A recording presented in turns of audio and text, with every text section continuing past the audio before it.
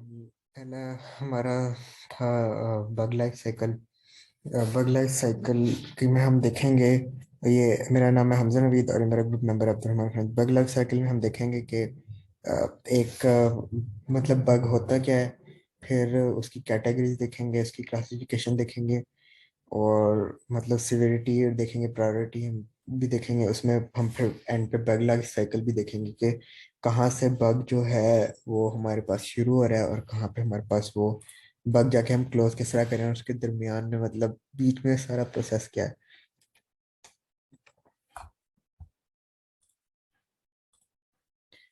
तो अब है हमारे पास पहले बग होता क्या है। Bug occurs because of mistakes and errors which are made by developers in code और इट्स डिजाइन। बग होता है कि हम कोई मिस्टेक या एरर एक बंदा या डेवलपर जो प्रोग्रामर है वो अपने कोड में कर रहा है, उसे हम मतलब बग कहते हैं। या उसके डिजाइन में कोई वो एरर मतलब ला रहा है या मिस्टेक कर रहा है डेवलपमेंट के दौरान। हम मतलब जैसे कोई हम कोड लिख रहे हैं उस मतलब उस वक्त तो चल रहा है, लेकिन जब हम उसे बाकी मॉड्यूल्स वगैरह से कंबाइन करेंगे तो हम ये देखेंगे कि उस तरह की फंक्शनैलिटी नहीं आ रही जिस तरह की हमें मतलब रिक्वायर्ड थी। तो ये वो बाद में फिर पता चलता है जब टेस्टर वगैरह देखते हैं उन्हें पता चलता है कि इस मतलब कोड में मतलब कुछ मिस्टेक है। उस वक्त ये बग पकड़ा नहीं गया, लेकिन अब ये नजर आ रहा है, फंक्शनैलिटी को अफेक्ट कर रहा है। वो जिस सीवियरिटी या प्रायोरिटी पे अफेक्ट कर रहा है वो हम बाद में देखेंगे, प्रायोरिटी भी बाद में हम फिर देखेंगे। फिर है हमारे पास एक्सप्लेनेशन, इसके आगे थोड़ी और देख लेते हैं फिर। Bug can be described as error, flaw और mistake which can cause deviation from required result. Bug जो है कि एरर हो सकता है, फ्लॉ हो सकता है, या फॉल्ट हो सकता है, कोई मिस्टेक हो सकती है जो कि हमें अपने रिक्वायर्ड रिजल्ट से अलग रिजल्ट दे, डिविएट कर दे, मतलब रिक्वायर्ड रिजल्ट है। फिर it can also be described as a flaw or a fault in program which can alter the results which were required।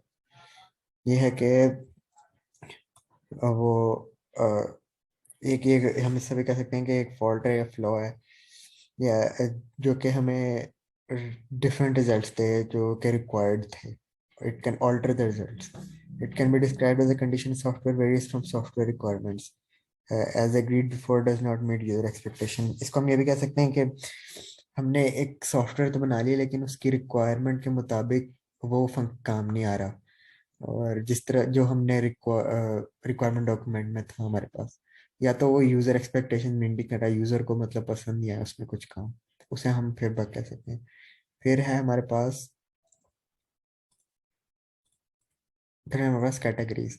Categories क्या होती हैं? Data quality defects. ये हमारे पास डेटा क्वालिटी डिफेक्ट्स क्यों आते हैं? क्योंकि ये wrong management of data in database. For example, हम किसी जगह वैल्यू नल छोड़ दें, नल नहीं छोड़ सकते हमने डेटाबेस में। फोर्थ सेमेस्टर में पढ़ा भी था कि नल हम वैल्यू नहीं छोड़ सकते, वो सही नहीं होती, फिर कंसिस्टेंसी नहीं होती फिर डेटा में। और या हो सकता है हम कोई वैल्यू मिस कर दें उसकी जगह। हमने मतलब एक करेक्टर वैल्यू डालनी थी लेकिन हमने इंटीजर वैल्यू डाल दी है। और या फिर ये भी हो सकती है डेटाबेस में डिफेक्ट के रिडंडेंट वैल्यूज आ रही हैं, बार बार एक ही चीज आई जा रही है, तो उसे खत्म नहीं किया तो ये डिफेक्ट है, बग है। और डेटाबेस में सेट कर सकते हैं। फिर है फंक्शनैलिटी। ये बग होते हैं जो फंक्शनैलिटी एक एप्लीकेशन को इफेक्ट करते हैं। फॉर एग्जांपल, एक ऐप जो है वो उस तरह काम नहीं करे जिस तरह करनी चाहिए, उससे छोटा ही कोई फंक्शनैलिटी मतलब खत्म हो रही है। फॉर एग्जांपल, सेव और डिलीट का बटन था हमारे पास, तो हमने या तो डिलीट का बटन हम दबा तो रहे हैं लेकिन वो एक्शन परफॉर्म नहीं हो रहा है। सेव का बटन दबा रहे हैं तो एक्शन परफॉर्म नहीं हो रहा है। फिर हमारे पास क्रिटिकल फंक्शनैलिटी इफेक्ट। ये बग वो होते हैं कि क्रिटिकल फंक्शनैलिटी को इफेक्ट करते हैं, मतलब जो बहुत ही क्रूशियल फंक्शनैलिटी है एक एप्लीकेशन की। फॉर एग्जांपल, लूप खत्म ही नहीं हो रहा, वो चली जा रहा है, ऐप भी मतलब चली जा रही है, उस वक्त खत्म नहीं हो रही। फिर है यूआई डिफेक्ट्स। ये यूजर इंटरफेस को इफेक्ट करते हैं। For example, page not showing all text, या ये हो सकती है एग्जांपल के अलाइनमेंट की के टेक्स्ट जो है वो बाहर जा रहा है तो, लेकिन वो बाहर जा रहा है, लाइन नहीं होगा सही। फिर हमारे पास सिक्योरिटी डिफेक्ट्स। ये यूआई डिफेक्ट्स जो होते हैं बहुत मतलब कम सिवियरिटी के होते हैं, इन्हें मतलब इतना सीवियर नहीं किया जाता। फिर हमारे पास सिवियरिटी डिफेक्ट्स। सिवियरिटी डिफेक्ट्स होते हैं कि ये सबसे ज़्यादा सिवियर डिफेक्ट्स होते हैं सिक्योरिटी डिफेक्ट्स। फॉर एग्जांपल एक बंदा, उसे एक्सेस नहीं होनी चाहिए लेकिन उसे किस तरह मिल गई क्योंकि एक बग था जिसने उसे अलाउ कर दिया, डिफेक्ट था सिस्टम में जिसने उसे अलाउ कर दिया। फिर हमारे पास क्लासिफिकेशन। क्लासिफिकेशन में हमारे पास हो सकता है severity, probability, priority, related dimension, quality, related module, phase detector, phase injected. Severity के एक बग कितना सिवियर है, किस सिवियरिटी के साथ वो इफेक्ट कर रहा है फंक्शनैलिटी को।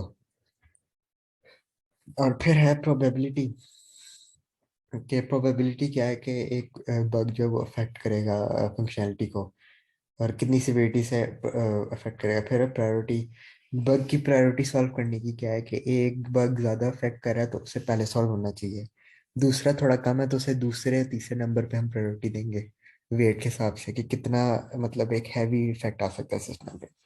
फिर रिलेटेड डिमेंशन और क्वालिटी, वो किस क्वालिटी को डिमेंशन को अफेक्ट कर रहा है। फिर रिलेटेड मॉड्यूल, किस मॉड्यूल में या किस पार्ट ऑफ सिस्टम में बग है। फेज डिटेक्टेड के कब बग जो था वो पकड़ा गया है, एक सिस्टम में, एक एप्लीकेशन में, प्रोग्राम में। फिर फेज इंजेक्टेड ये कि फे ये हम देखते हैं कि बग इंट्रोड्यूस कब हुआ था शुरू में बिल्कुल। फिर हमारे पास एक डायग्राम है, इसमें बग बाय नेचर फंक्शनल हो सकते हैं, परफॉर्मेंस बेस्ड हो सकते हैं, परफॉर्मेंस को अफेक्ट कर सकते हैं, यूजिबिलिटी को अफेक्ट कर सकते हैं, कंपैटिबिलिटी के बग आ सकते हैं कि एक जो एप्लीकेशन है, सिस्टम है, वो एक ओएस पे चल रहा है लेकिन दूसरे पे नहीं चल रहा। फिर है सिक्योरिटी, हमने बात कर ली है सिक्योरिटी की भी। फिर सिवियरिटी में क्रिटिकल, हाई, मीडियम, लो हो सकते हैं, इनको हम आगे डिस्कस करेंगे। सिवियरिटी को प्रायोरिटी भी अर्जेंट, मीडियम, हाई, लो, इसको भी आगे डिस्कस करते हैं। अगला है प्रायोरिटी। प्रायोरिटी में क्या होगा कि अर्जेंट है तो इसके मतलब फिक्स करना ही करना पड़ेगा। और हाई जो है, इस अर्जेंट इसको जल्दी फिक्स करना पड़ेगा, क्योंकि बहुत ही मतलब ज़रूरी है। प्रायोरिटी की डेफिनेशन क्या होती है, level of significance given to a thing is called priority. मतलब हम एक चीज़ को क्या सिग्निफिकेंस दे रहे हैं कि उसे एक चीज़ बहुत ही इंपॉर्टेंट हमें लग रही है, हम उसे पहले सॉल्व करें। बग का भी ये है कि जो सबसे इंपॉर्टेंट बग होता है उसे पहले सॉल्व करना चाहिए अर्जेंट में। हाई है कि it has to be solved and fixed in any of upcoming builds. मतलब कि अगर अब नहीं फिक्स करे इस वाली करंट बिल्ड में तो अगली बिल्ड में उसे इट मस्ट बी फिक्स्ड। और ये मतलब डिफेक्ट जो है क्रिटिकल टू द प्रोडक्ट हो सकता है, इसे इस वजह से हाई प्रायोरिटी की वजह से इसे जल्दी सॉल्व करना है। मीडियम है कि इसे हम शायद अगली बिल्ड में सॉल्व कर दें, शायद मे बी। और लो है कि इस इसको हम फिक्स करें या ना करें इसका कोई फंक्शनैलिटी पे इफेक्ट नहीं पड़ता, इस वजह से इसकी अर्जेंसी सबसे लो है।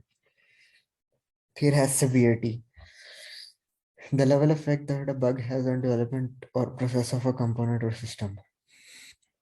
कि एक बग का इफेक्ट कितना सीवियर है एक सिस्टम पे, कंपोनेंट पे, एक प्रोग्राम पे या किसी एप्लीकेशन पे। फिर है क्रिटिकल। क्रिटिकल को S1 भी हम कहते हैं, तो ये क्रूशियल फंक्शनैलिटी को अफेक्ट करता है और इसका कोई हल्का फिक्स नहीं होता, मतलब इजी कोई फिक्स नहीं होता। जैसे हम इसका कोई इजी वर्क अराउंड नहीं होता, हमें बहुत 10-12 रास्ते लेने पड़ते हैं तब जाके चलता है हमारा काम। फिर है मेजर S2, है the bug impacts main functionality, it has difficult fix. फिर है माइनर।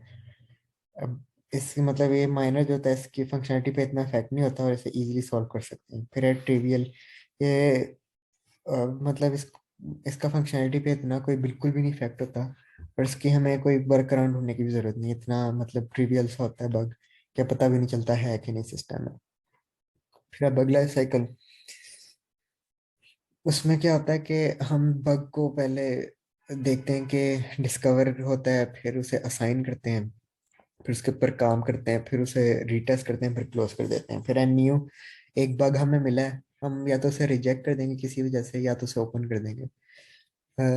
अगर हमने ओपन किया तो हम उसे डिफर कर सकते हैं, डिफर अगर करेंगे तो वजह नहीं पड़ेगी, मतलब डेवलपर को लगता है कि इतना कोई ज़रूरी नहीं है उसे सॉल्व करना अभी, उसे हम बाद में भी कर सकते हैं।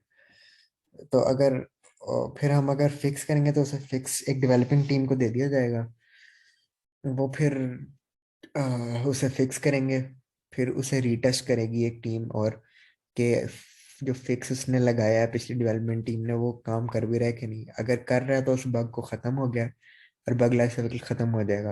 और अगर नहीं खत्म हुआ तो उसे बग को दोबारा रीओपन करेंगे और दोबारा फिक्स करेगी डेवलपमेंट टीम, फिर रीटेस्ट होगा, फिर उसे क्लोज करेंगे। ये करते रहेंगे जब तक बग खत्म हो ना जाए। फिर हमारे पास एक्सप्लेनेशन न्यू में बग हमें मतलब ये होती है फर्स्ट है जिसमें डिफेक्ट हम देखते हैं कि आया कहाँ है और उसे नई स्टेट में साइन कर देते हैं। फिर असाइन एक डेवलपमेंट टीम को साइन हो जाता है कि बग कैसे सही करो। वो डेवलपमेंट टीम उसे फिर ओपन करती है और फिर उस पर काम करना शुरू कर देती है। फिर डिफर्ड है कि न्यूली बग जो उसे डिफर किया जा सकता है डेवलपमेंट टीम नेक्स्ट रिलीज तक किसी वजह की वजह से। फिर ड्रॉप है एक एक डेवलपमेंट टीम बग को ड्रॉप भी कर सकती है अगर उसे लगे कि उनके टाइम ही ज़ाया होगा और फंक्शनैलिटी पे इतना कोई इफेक्ट नहीं आ रहा। फिक्स्ड है हमारे पास कि डिफेक्ट जो है फिक्स हो जाता है और टीम को लगता है कि डिफेक्ट फिक्स हो गया, वो फिर फिर ना टेस्टिंग टीम को दे देते हैं कि टेस्ट करो इसे। फिर रीओपन में होता है कि फिक्स जो डेवलपमेंट टीम ने किया है पिछले स्टेप में उसे देखते हैं कि फिक्स हुआ है कि नहीं। अगर फिक्स करेक्ट नहीं है तो उसे दोबारा फिर रीअसाइन कर देती है डेवलपमेंट टीम को। फिर क्लोज ये है कि अगर टेस्टर को लगे कि बग फिक्स हो गया देन बग इज क्लोज और बग लाइफ साइकिल खत्म हो जाता है। फिर हमारे पास बग जीरो लाइफ साइकिल। इसमें भी पुराने वाला ही लेकिन थोड़ा सा डिफरेंट है कि हम जब रिजॉल्व कर लिया बग को तो हम उसे डायरेक्ट फिर रीओपन भी कर सकते हैं। और रीओपन से डायरेक्ट फिर हम असाइन पे जा सकते हैं। रिजॉल्व से हमें मतलब वेरीफाइड पे जाने की ज़रूरत नहीं पड़ती, फिर हमें इसे क्लोज नहीं करना पड़ता। हम रिजॉल्व से डायरेक्ट रीओपन पे जा सकते हैं। फिर है जीरा लाइफ साइकिल। वो भी थोड़ा मतलब सेम ही है लेकिन इसमें है कि ओपन है फिर इन प्रोग्रेस है फिर रिजॉल्व किया से रिजॉल्व से हम डायरेक्ट क्लोज पे भी जा सकते हैं और रीओपन पे भी जा सकते हैं। अगर तो रिजॉल्व हो गया तो क्लोज कर दो, अगर नहीं हुआ तो उसे रीओपन करो। रीओपन को फिर उस पर काम करो तो इन प्रोग्रेस है, रिजॉल्व है। और ये हमारा बग लाइफ साइकिल का वो था प्रोजेक्ट।